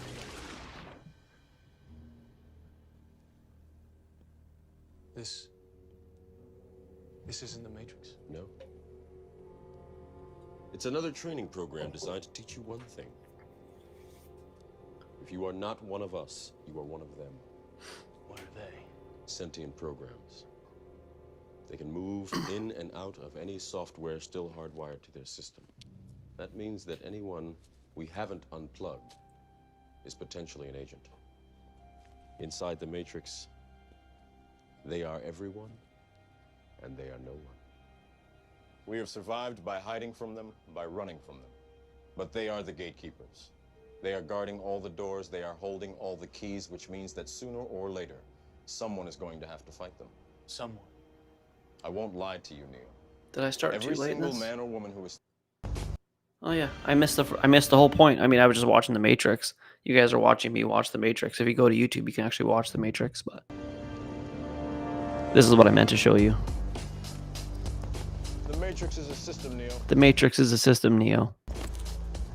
That system is our enemy. That system is our enemy. Inside, you look around, what do you see? Businessmen, teachers, lawyers, carpenters. The very minds of the people we are trying to save. But until we do, these people are still a part of that system, and that makes them our enemy. You have to understand, most of these people are not ready to be unplugged. And many of them are so inert, so hopelessly dependent on the system, that they will fight to protect it. That's the point. I mean, that's my war cry for those of you on TikTok. And then I'm just going to say it out loud too. This is important. I want you guys to take this 30 seconds and cue it in your brain. The only thing I would change is that they're not the enemy. The reason he's saying they're the enemy, that these people are the enemy, is because the agent can possess them at any point and turn them against you, like demonic AI trolls or whatever. But I'm just going to recite this to have you understand what Bill Nye is doing, what they're trying to create, and what we're looking at. This is the information war that we're looking at. So here we go.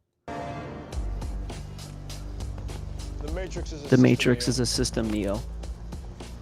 That system is our enemy. But when you're inside, what do you see?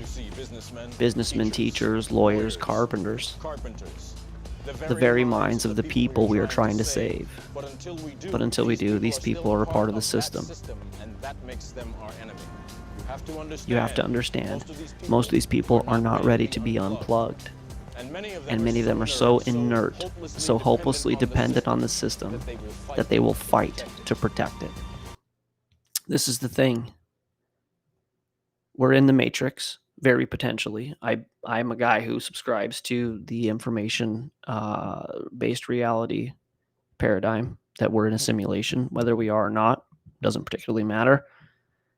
But inside of the simulation, the devil has created a matrix inside of the matrix. This is what he does. He's an imposter. And so he's always doing what God does in a poorer, evil, diabolical way, right? He's repurposing God's order constantly. These people are in the matrix. They're the minds of the people that we're trying to free. And they're lawyers and doctors and policemen and whatever. And they're so dependent, so inert, so powerless, and married to the system that they will fight to protect it.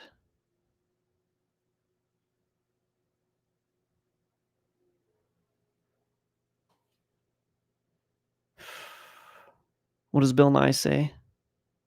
if you want to deny our reality, the thing that we're teaching you, if you want to deny what I'm teaching you, Bill Nye, if you want to deny that you're a monkey and this is a totally accidental, random universe, if you want to deny that, fine.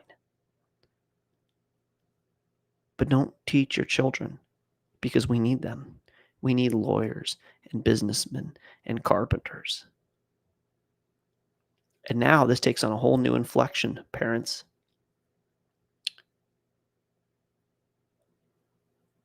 If you let your children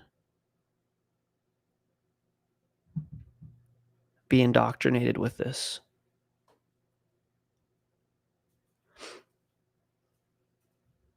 they're going in the matrix and they'll fight to stay plugged in. So what does that mean? It means like this. You got to be good parents. You got to love your husband. You got to love your wife. Sometimes it's irreconcilable. I get that. So if it's not going to work, do it peaceably. Husbands, you're supposed to love your wife like the church, like Jesus loves the church. Wives, you're supposed to love your husband in the same way. You're very capable to teach your children. You can get the curriculum and you can teach them. You learned it, you can teach it.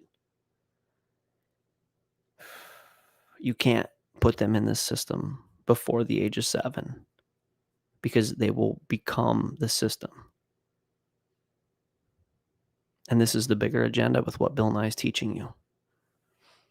If you teach these children that you're in a created order with an amazing creator who loves you, and your options are limitless, and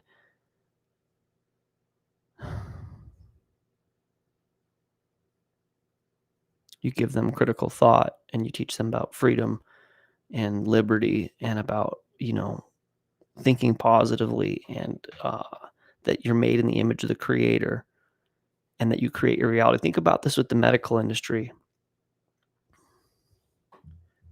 You understand that for the most part, if your immune system doesn't make you better, you're probably in trouble, right? You understand that.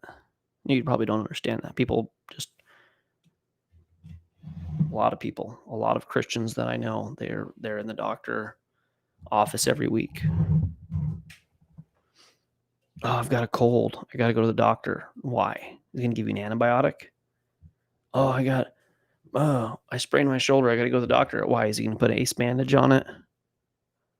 Oh, I have had this cold for a week. I can't get over it. Oh, what is he going to give you, an antibiotic?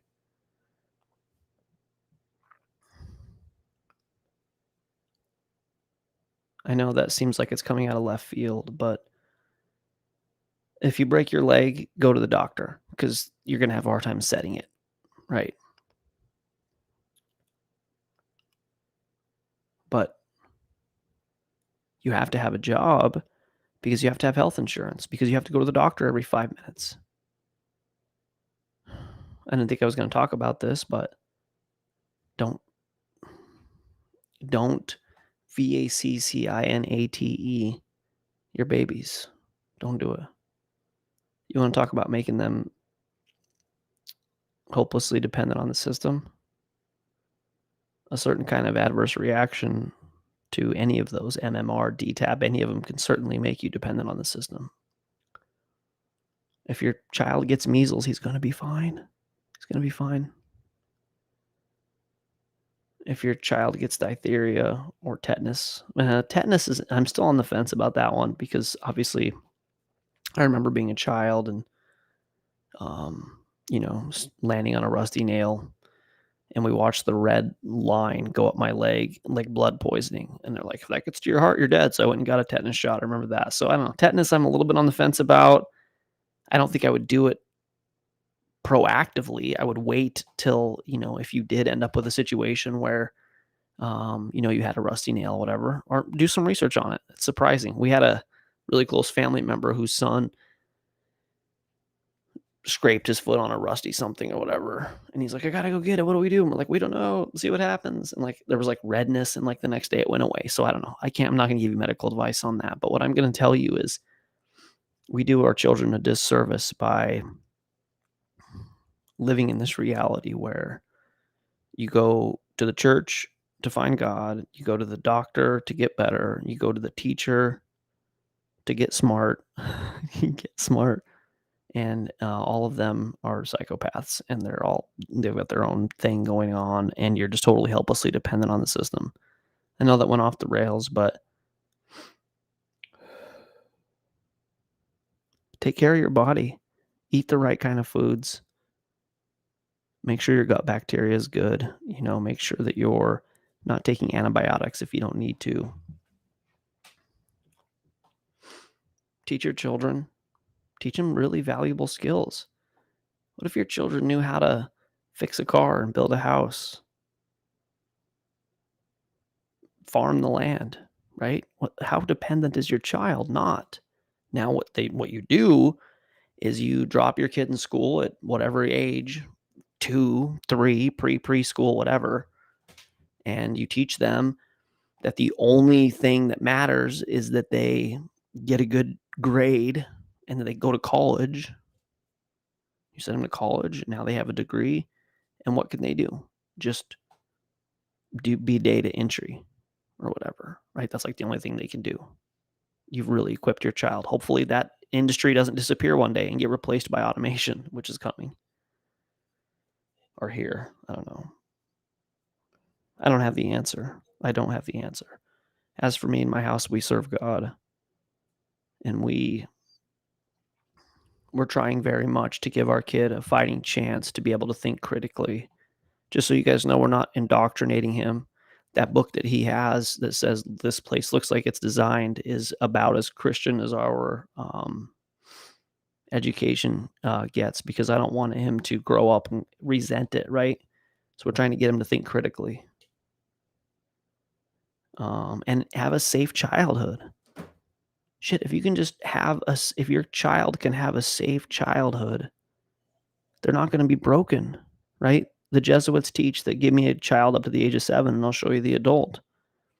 Protect your children to the age of 7 or 8. How many of us grew up with abusive parents and alcoholic parents, and so many of us have sexual abuse and all of these terrible traumatic things, and we're all traumatized, right? I've had an autoimmune condition that I have to deal with, and it's related to trauma. You find out it's related to trauma as a child. You end up having this trauma as a child. Protect your children. Let them play. There's no reason for them to be 7 or 8 years old trying to impress everybody with academic standards. Let him be a child. With our kid, we waited a little bit for him to read. Instead of forcing him to read by the age of 5, this was Chloe's thing. She looked into unschooling, and it was more like kind of wait for him to become passionate about it. And now he's passionate about it, and he's 6, and he's a great reader. He reads very well, but we didn't make him read because everybody has to know how smart you are by the age of 5, because look at how good of a parent we are, right? Cool, guys. Sorry for ignoring you on TikTok. Love you guys over there.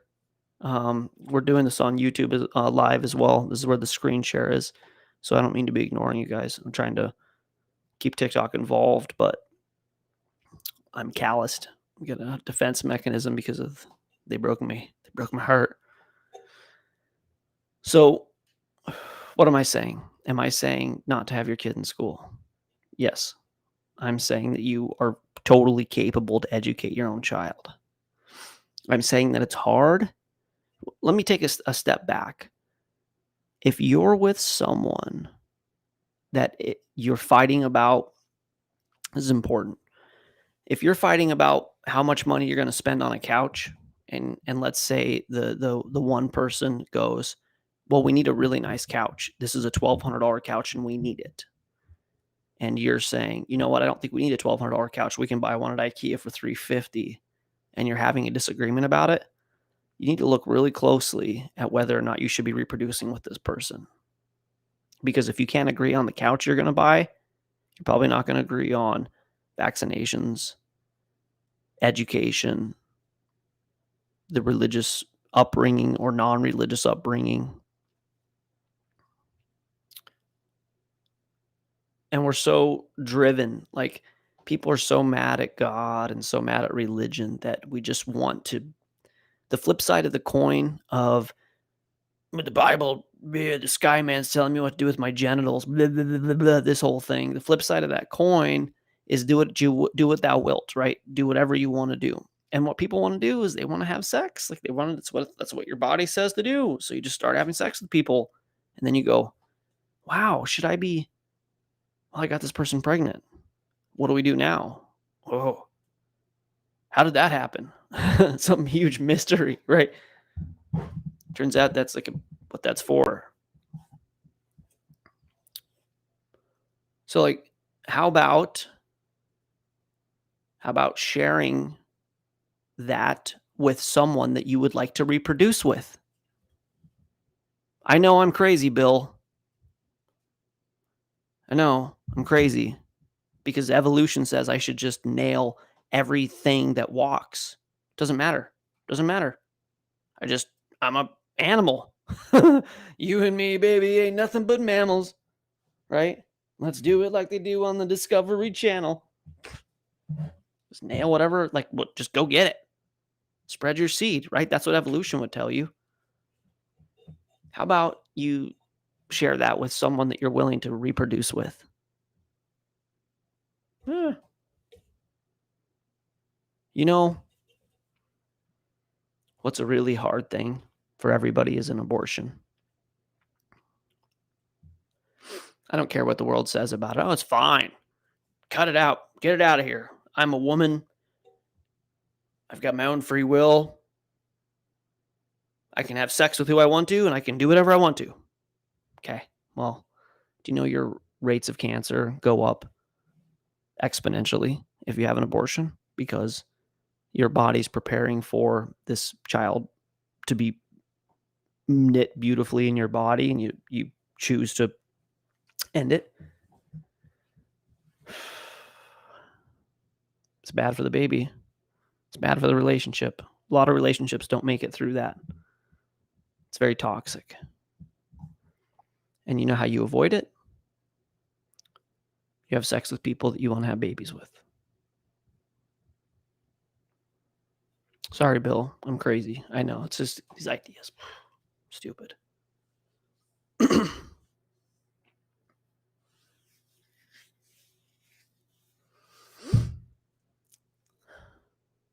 Let's say you've decided, you know what, I really like this person, and I think we would make great parents. Talk about it. Talk about circumcision. Talk about education. Talk about, some people are like I dated pretty much only non-believers, unfortunately. That turned out not being a great thing to do, but a lot of the stuff I'm talking to you about are decisions that I made that were poor. Talk about if your child would have a religious upbringing or not, and whatever religious means for you. In a church, in a Catholic church, don't do that.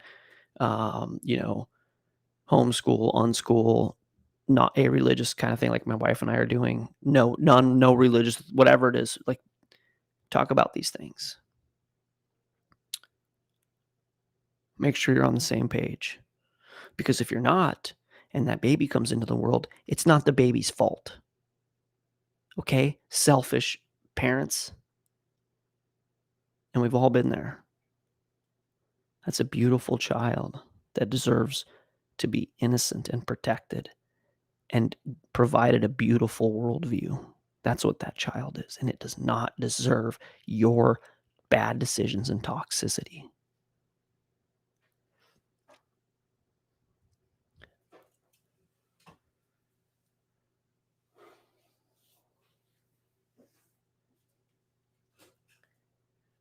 So before I just say, don't, just pull your kid out of school and educate them, like, be the right kind of person first.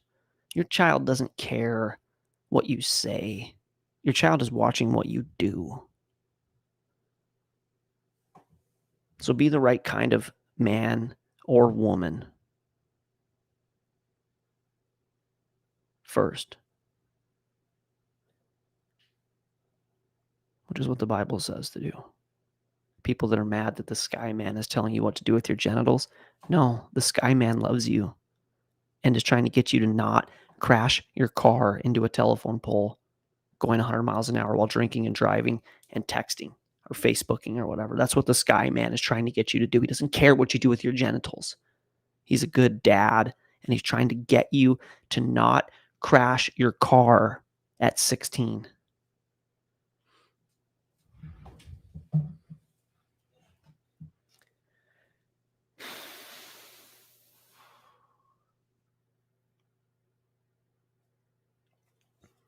And then when you do your best to be a good person and you have children, give your kid a chance.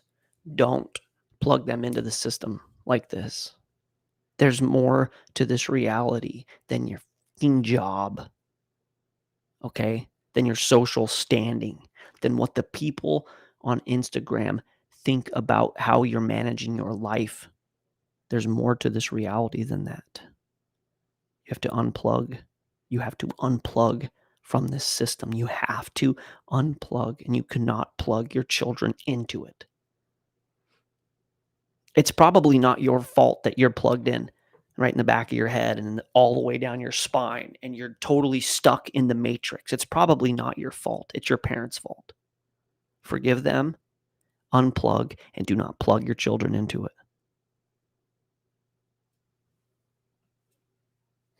And this is not just some ideology. We are losing this game. We are losing the war. We are losing. We have lost numbers.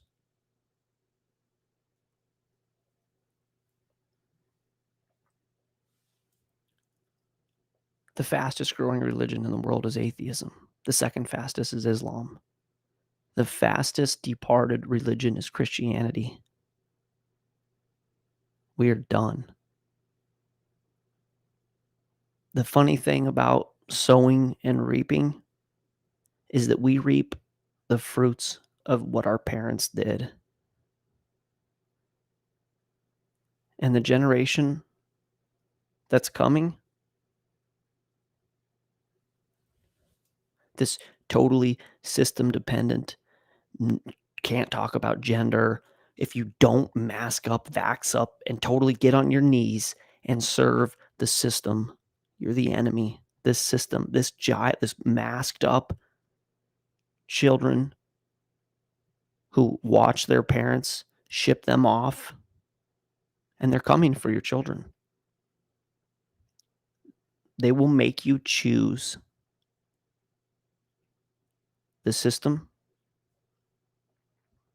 Full complicity. They are going to make you vaccinate your child to keep them in school for a disease, a virus, a man-made virus that doesn't affect children, with a vaccine that could kill them, to keep them in school. That is the line.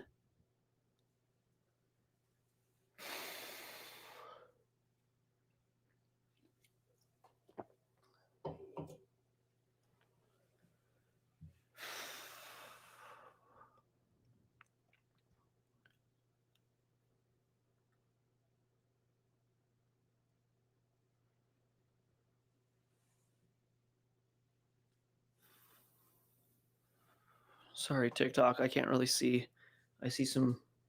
Let me try and. I can't really see. What I mean is that I have to move my microphone to be able to see. So, YouTube, I'm taking a minute. I see some stuff going on in the chat.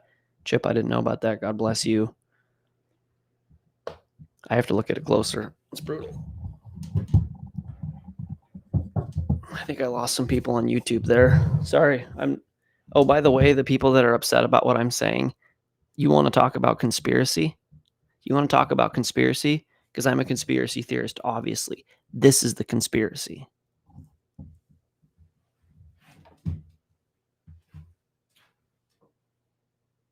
Let's see here.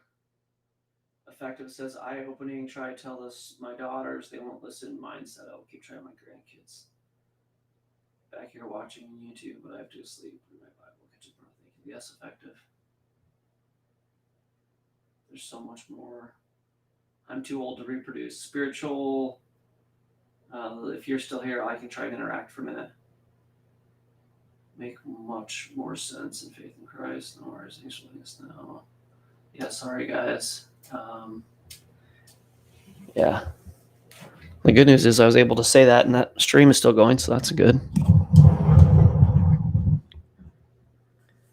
Julie says, "Can you all believe we were chosen for such a time as this?" Those of you guys in this community know that I've been saying that, and that's, I feel like the Holy Spirit, I've seen it confirmed many times, but I feel like that's the tagline for such a time as this. Yeah, it's scary, but it's also an honor. Let me check some other messages here.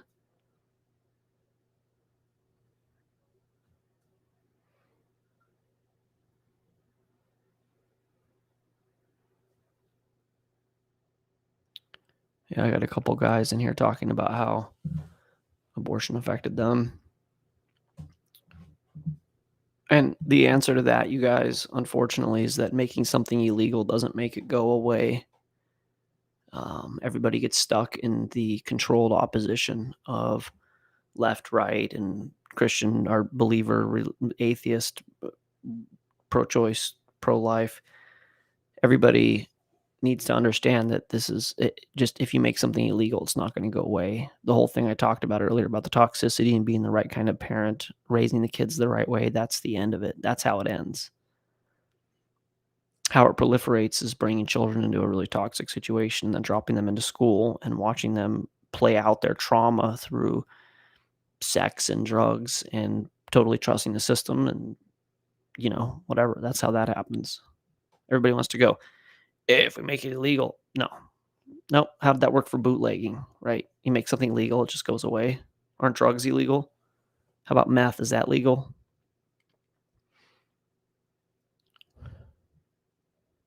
It's deep. They get us so focused on this, the ridiculousness instead of the truth. And the truth is that if we live the biblical principles, like straight down to the core, it'll be well with us and we'll be happy and society will work well. That's why America flourished like it did for a long time. They're undoing that really quickly, though.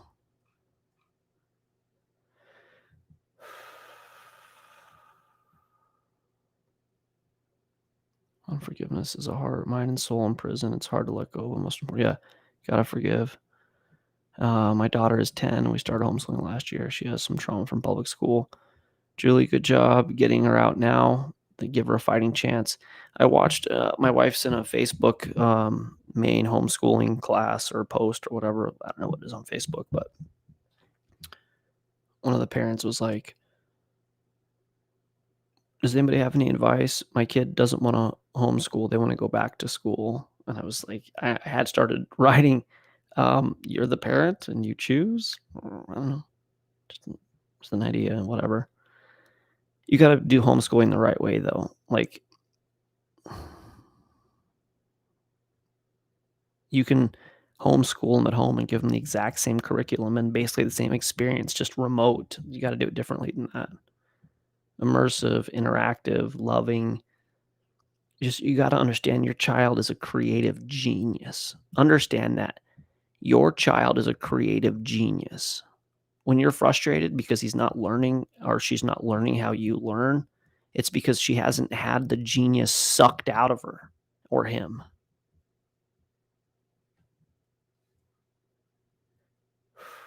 What Michael Payton just said, they wanted to go to school because they have a need that isn't being met. And because they probably already spent some time in school and it feels good to have the other kids think you're attractive or whatever fleshly thing that's going on.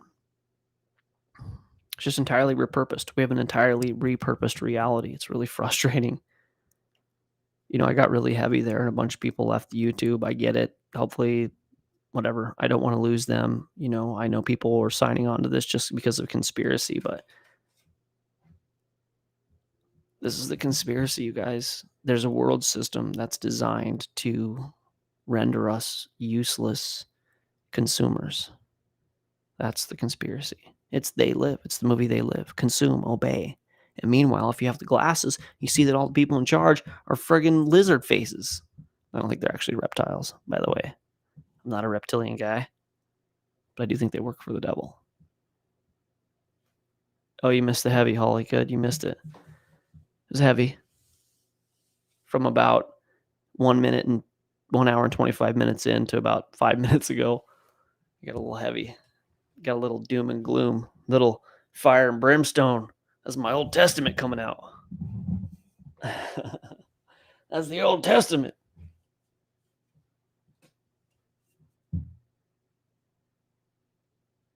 Yeah. If anybody tunes in late to these and they want to see the whole thing, not that I'm like telling you to go watch 2 hours of my content every night. Thank you guys for being here that do that. But if you miss the show, you come in halfway or whatever, and you're subscribed on YouTube, it'll show up on my feed. The live show. This is episode 9. Wow, we're to 9 already. Cool. 9. So you can see what this is. Log it. So ideally, at some point in my discussion. Oh, look, I'm like Vanna White. Scientism, part 1. Scientism. I'm totally holding this. Tonight, we talked about scientism. There's a storm coming in. It's a white box storm. I always wanted to be a meteorologist. Scientism. It's kind of what we talked about. Part 1. This is just part 1.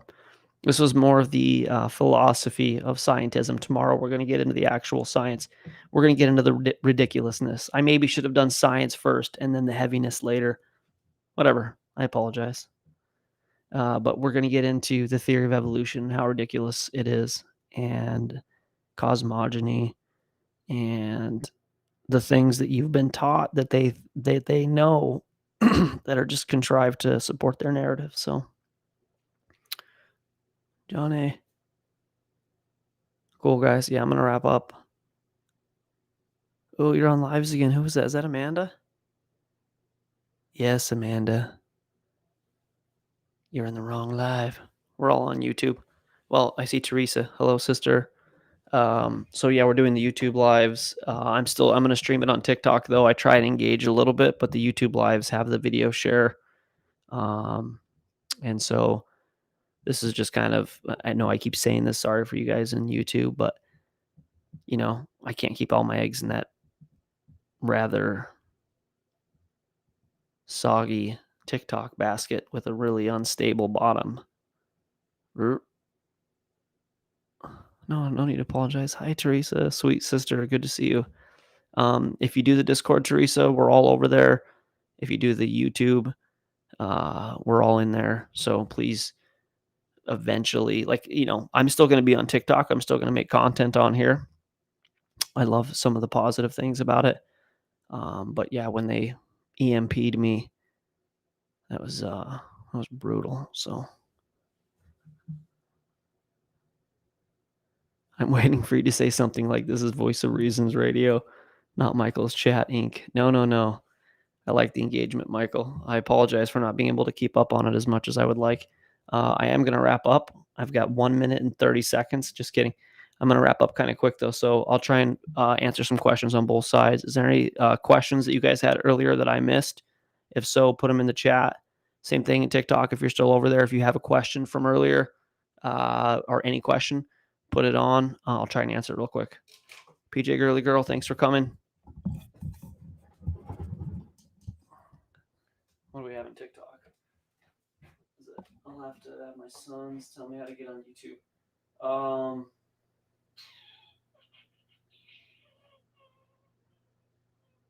No, you can't search on YouTube. I'll never show up. Doesn't happen. Maybe we've got a lot more subscribers recently. Teresa, do me a favor. Click on the bio in a second here in the corner with my face, the backwards hat picture. Click on that, and then it'll say you go to my bio, and there'll be a little line. It's the Linktree line. It says Linktree on it. You click on that, and then it shows the YouTube. And if you click on YouTube, then it'll bring you to it, and then you can subscribe and then get notifications. You can also sign up for the Discord there. So that'd be awesome if you did that. We'd love to have you over there. No questions then? So we're good tonight? All right. Tomorrow will be fun. It'll be some apologetic stuff. I've thought about this. Yeah. Let me ask you guys a question. I can't promise you that I'm going to do what you say, because sometimes I just kind of have to go my own way. You can go your own way. Go your own way. Do you guys want me to just sing? Is that what you're thinking? Do you have a preference? This is Shadow and Michael in particular. No, not in particular, but I know that they'll have an opinion. Would you like, excuse me, like a really in-depth, we could do like a 10-hour apologetics course, or probably 10 episode 20-hour apologetics course. Would you prefer like a summated wrap up show? Because we're doing tomorrow, which is Sunday, then I'm off Monday and Tuesday. So yeah, would you rather like kind of a 2 hours, just a general apologetic nature reality, or would you guys want to see like over and over, like a piecemealing it, like the flood for a full episode, cosmogony for a full episode, you know, irreducible complexity for a full episode? Do you guys have an opinion on that? Like a wrap up show for tomorrow, and then maybe go into the minutia. Sweet. Thank you, Teresa. Make sure, it's stupid to say this, I hate when people say this, but make sure you click the bell and click all notifications, so that way you'll know. And it's pretty easy to remember. Saturday, Sunday, Wednesday, Thursday at 9 p.m. And then we're doing the show on Tuesday as well. It's not me as a host. I have a guest named Chip Perry.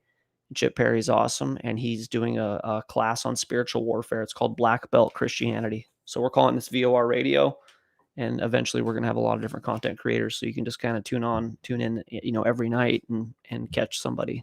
So, but if you wanted to do the Black Belt Christianity with Chip, that's Tuesday at 9.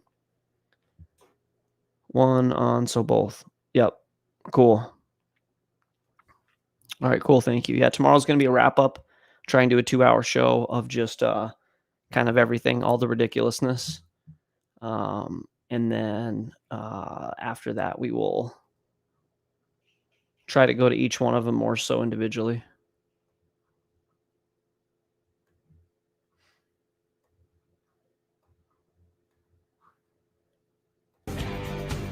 Start this over.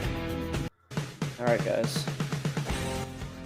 See, and if you go over to the YouTube, Teresa, we got music, in and out music. It's really official. I got titles and stuff. Crazy. Michael says general to provide a structure to hang on, info on, and then get into the minutia. Agreed.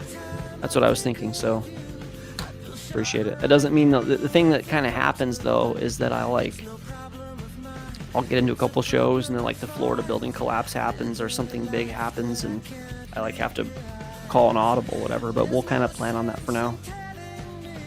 God bless you, Chip. Hope you're feeling better, buddy. Shadow says run through evolution first, then go through the flood.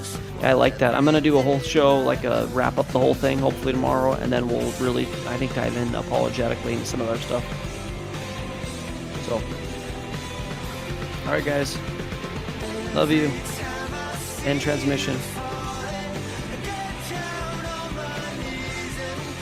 You too, Michael.